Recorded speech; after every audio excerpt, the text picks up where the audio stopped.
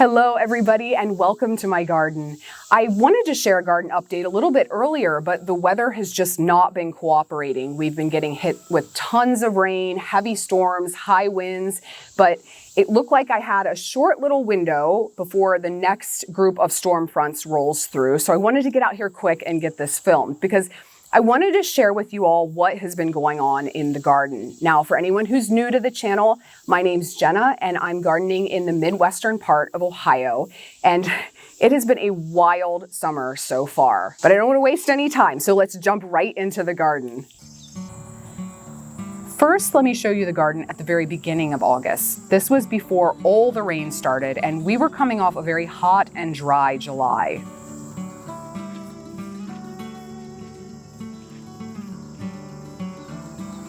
And here's the view from the ground. I've got millet planted as a cover crop there. I think it's almost as pretty as an ornamental grass.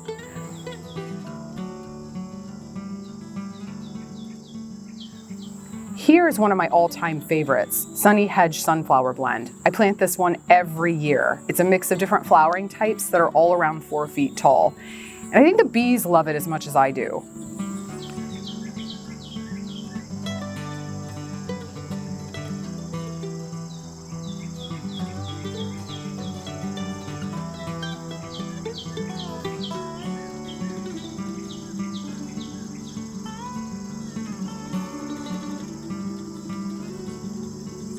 Sombrero zinnia back here, another repeat in my garden every year.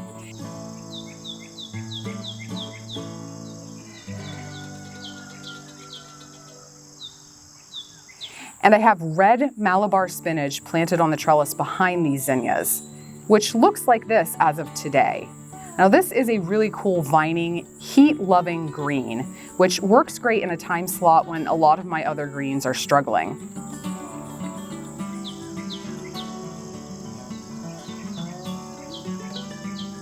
More zinnias here, that's Uproar Rose.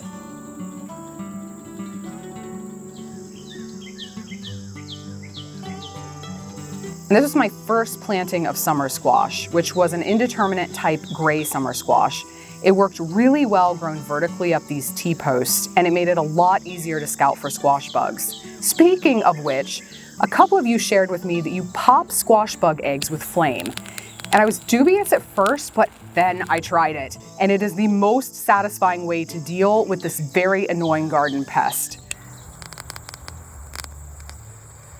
Like these little eggs actually crackle and pop when you flame them. And this might leave a little mark on the leaf, but it doesn't really seem to hurt the health of the plant overall.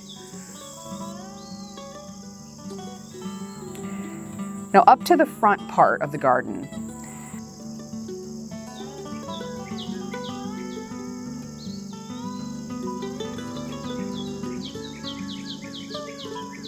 I've been impressed with this cucumber so far. This is Provision, a pickling cucumber from Earthworks Seeds breeding program. Many of their other varieties have also done well for me in the past, including Galahad Tomato, Anna Melon, and a couple more that I'm growing this year. I'll share those in a bit. Now I do have cucumber beetles out and I have some damage on this plant, but despite that damage, these plants haven't succumbed to bacterial wilt yet, which for a cucumber to make it this far into the season is always a win for me.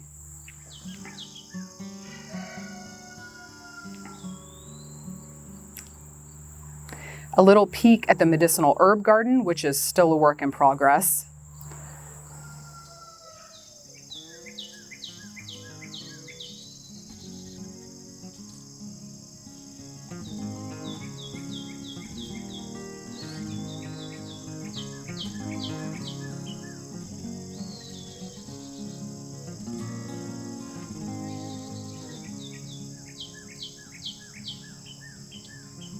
This was the last of the carrots. I finished harvesting those just a few days ago, later than I normally would. Some late planted collards and kale and sugar cube cantaloupe.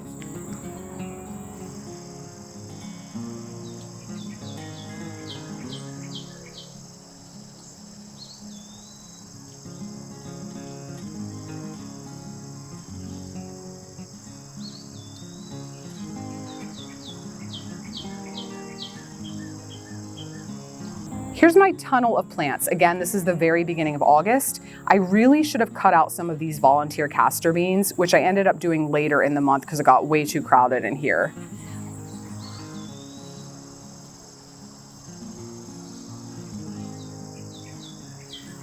Here is Juice Box Watermelon, another Earthworks variety. I had to support these with my son's old soccer socks. Not the prettiest, but it is working pretty well.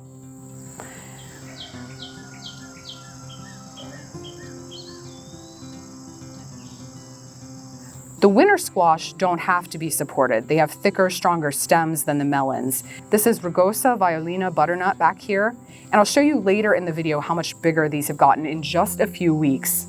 Out of the tunnel, I've got spring planted kale still going strong. Lots of volunteer castor beans.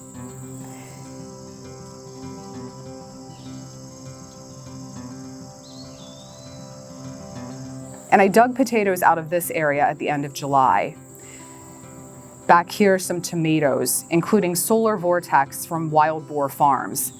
Now these plants look pretty good here, but you'll see in a bit by mid-August, the nonstop rain and extremely high humidity has wreaked havoc on my tomatoes.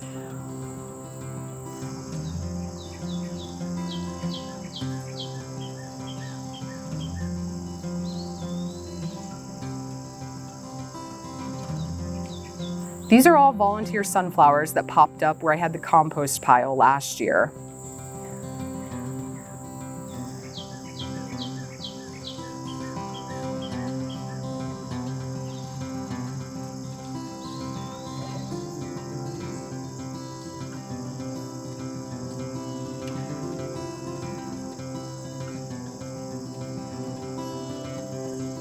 Another tomato, this is What You Want. They're beautiful and were the first to ripen in the garden, but so far the flavor has been a bit lackluster for my taste.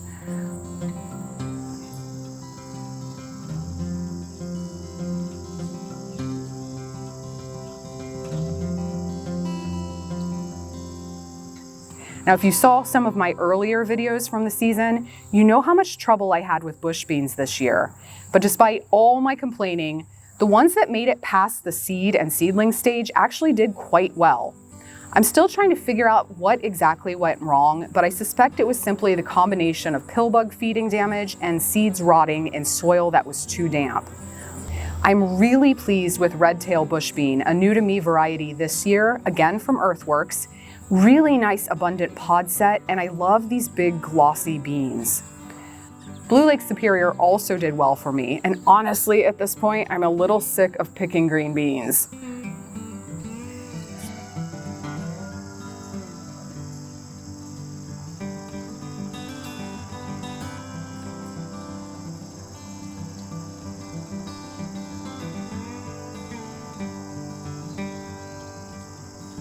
Sweet potatoes doing well here. They love the heat.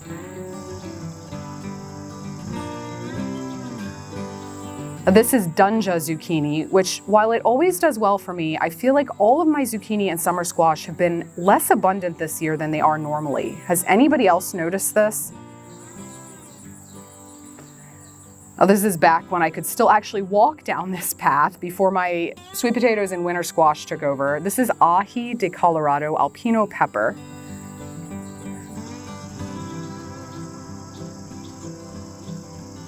Winter squash and watermelon through here.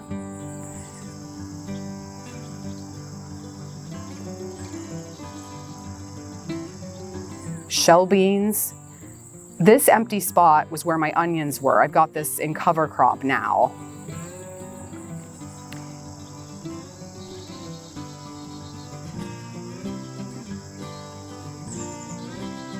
And back here, several tomatoes, which I made the mistake of putting in tomato cages. Every year, I swear that I won't put indeterminate tomatoes in cages. And every year, I run out of room on my cattle panels and think, they'll be fine this time. They were not fine. Way too much plant for this cage. But this variety, and I will butcher this pronunciation, is Pomodoro Chioro Antico de Acquiterme. I'm going to put that up on the screen for someone who actually knows how to pronounce Italian. It's supposed to be a monster paste tomato, which some of these are pretty good size. I did have one big, beautiful fruit at the bottom here that I went to pick and realized it had a giant armyworm in it. They've been a major problem on and in my tomatoes this year. They make hornworms look like child's play. I've been using BT, but they're so good at hiding down in the plants and in the fruit that it isn't always effective. So I've just been picking them off the plants and killing them as I find them. So let's head back up to the front and out of the main garden.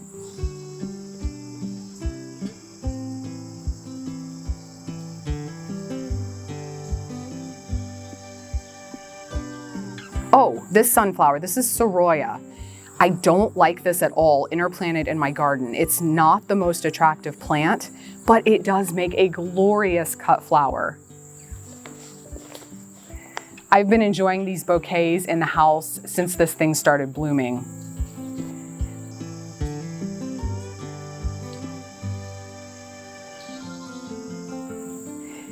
My Midnight Marvel hibiscus here. This isn't something I'd typically plant, but this has done really well for me and I think it's beautiful.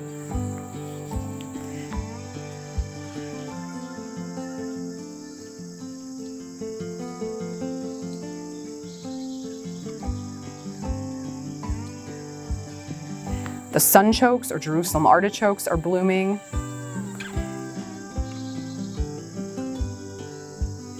And I've got some watermelon that have escaped through the fence here. I've used old tights to tie these up.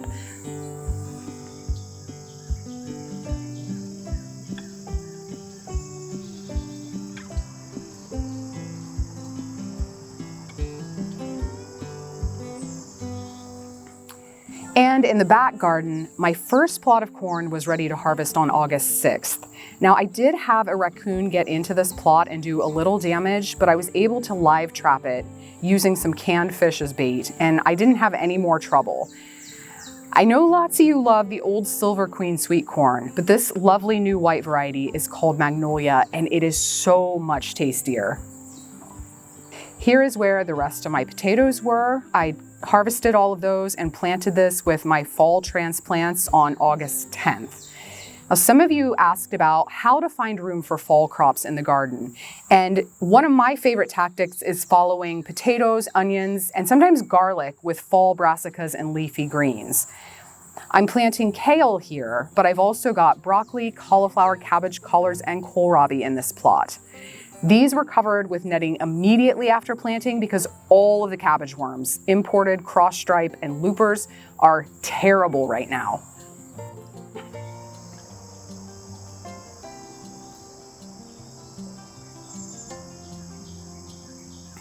And my biggest planting of cucumbers is back here. I cannot keep up with picking these. The varieties here are Samurai, which I find to be a somewhat ironic name for an American slicing type, and Tasty Green, one of my old favorite Japanese slicing types. Lots of cucumber beetles on these plants, but like the provision, so far they've yet to succumb to bacterial wilt. Not too shabby for August is what I was thinking at this point. And then the rain started on the 7th, and we've had rain every day since. That's pretty unusual for August in Ohio. Now, I haven't been hit nearly as hard as some areas of the state. No flooding or tornadoes here, but I did lose quite a few of my tall castor beans and sunflowers, and some of my other plants were knocked over in heavy storms. But I'm lucky because it could have been so much worse.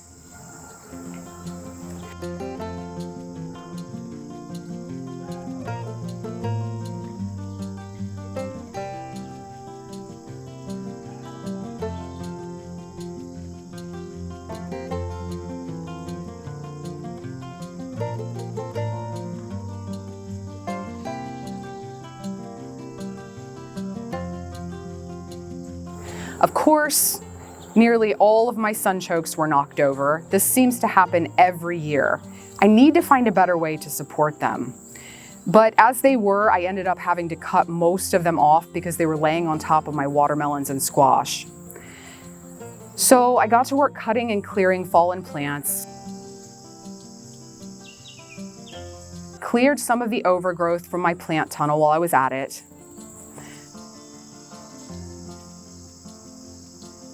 and started clearing out plants that I no longer needed, like this early bean planting that had really slowed down in production after about 4 or 5 pickings.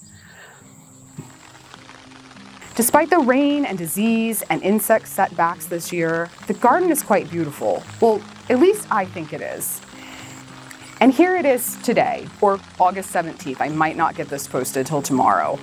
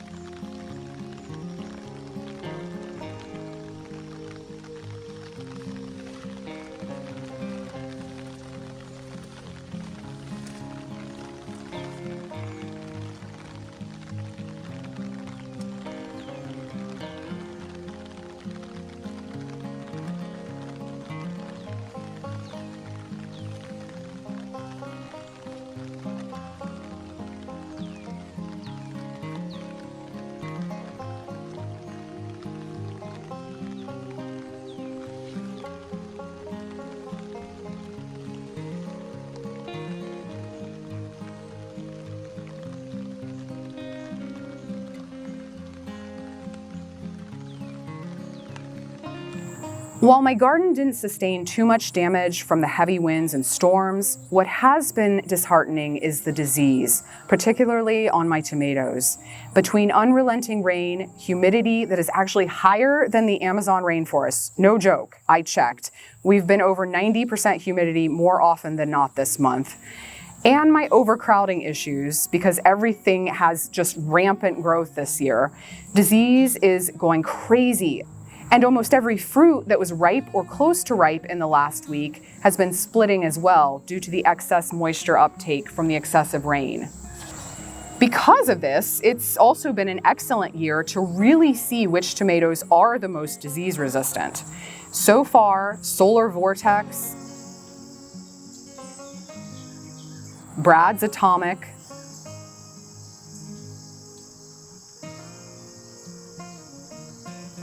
Rosedale,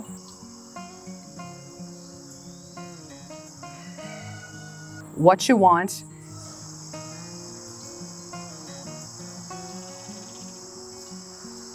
Shadow Boxing, and Laroma 4 look the best. Now, it's definitely not best practice to be out here doing anything with these plants while they're wet. But again, I haven't caught a break with the rain, and if I don't get these harvested, everything is gonna split. So I'm just out here picking from wet plants.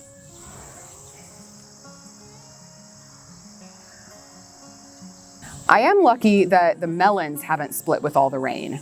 I just harvested the first of my sugar cube cantaloupes. This one is always a favorite.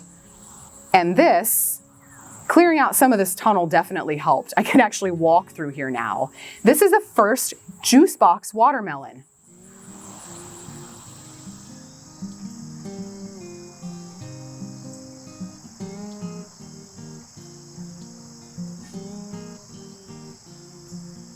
And spoiler, I did take this in the house immediately after filming this and devoured half the melon. It was delicious. I mentioned this Rugosa violina butternut squash earlier, but look how much bigger it's gotten in just a few weeks. Some of these are even nearing harvest time already.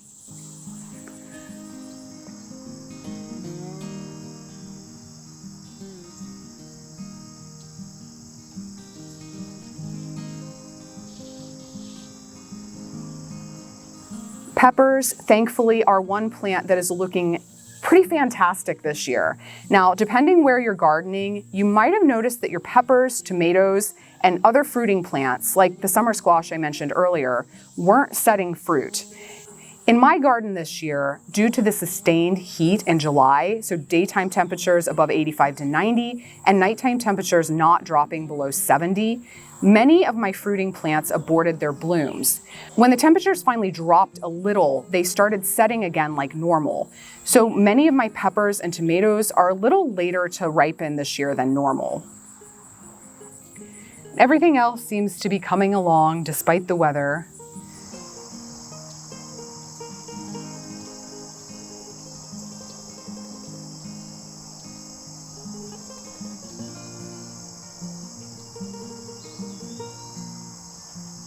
I've got plenty of winter squash growing in here.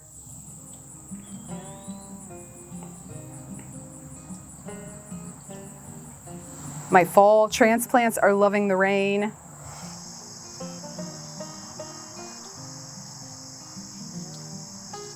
And my cucumbers continue to be productive.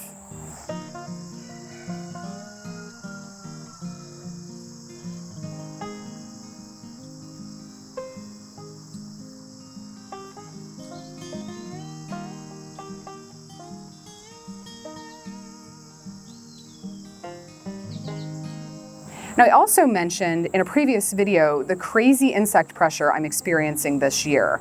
While this continues to be the case, I'm not only seeing more and different insect pests, but I'd say more insect life in general. Beautiful butterflies and moths.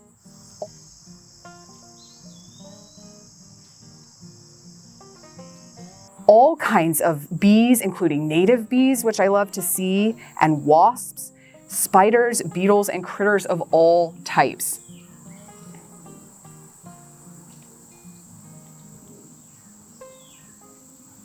And seeing this kind of just reminded me that more than just providing food for my family and I, this garden is also providing habitat and an ecosystem for a lot of the creatures around us. So while some things are struggling this year, and it has been a relatively frustrating year in general, stuff like this really makes it worth it for me in the end.